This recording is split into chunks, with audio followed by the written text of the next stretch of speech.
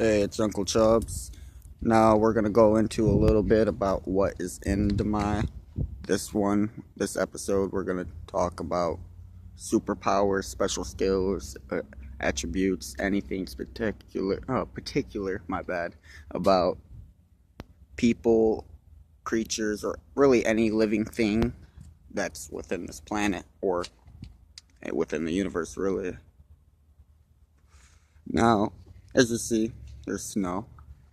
Now, within this world, there are people that are capable of controlling the snow. With what I mean by controlling it, they'd be able to repurpose it in any means necessary. And there are several variety of ways they can do that.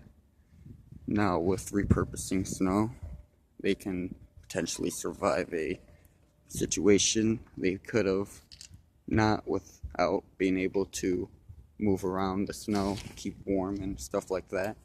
They could also, if with certain possible skills, pretty much control the snow and turn it back into water or even steam, depending on their capabilities and knowledge. The people that are capable of controlling snow or any water-based ability is just a small percentage. This percentage is relatively same comparatively to any of the other elemental-based things like fire or earth or wind or lightning or pretty much anything within those groups.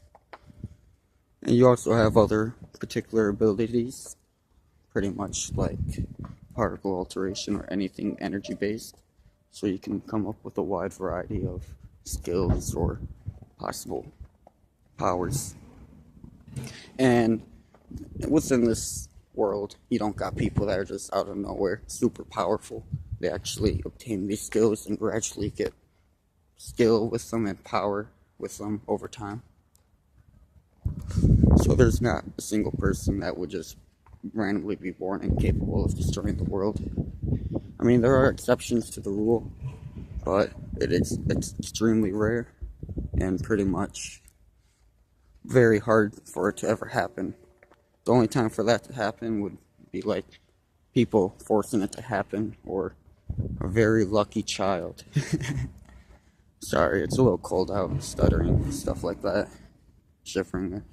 But there's also people that can just control temperature like that, the cold, make people incapable of even moving or battling or assaulting them any further, or the exact opposite, heating people up if they were like cold, maybe keep yourself warm, a variety of means. There's also shadow control, light, chemical. There's also atomic control, like atoms, other elemental control of that sort. There's also anything you could ever think of with energy or energy control. Pretty much anything that's done within this world or universe can be drawn back to controlling energy in some sort. And I do apologize again for making this video in the cold, but I kind of wanted to show snow and the possible thing that some people within the game and within this realm will control. And there's a wide variety. Anything you can think of really is a possible skill. There's at least one person for any power, skill, attribute, anything I can think of really. It doesn't even have to be a person, it could be any living thing. There's even a squirrel that can make fire out of nothing. There's random things that can do random things. I like making cool things like that. Random particular things that make you question what it would be, what it's for. And sometimes they're very useful and they are like, wow, that's actually different.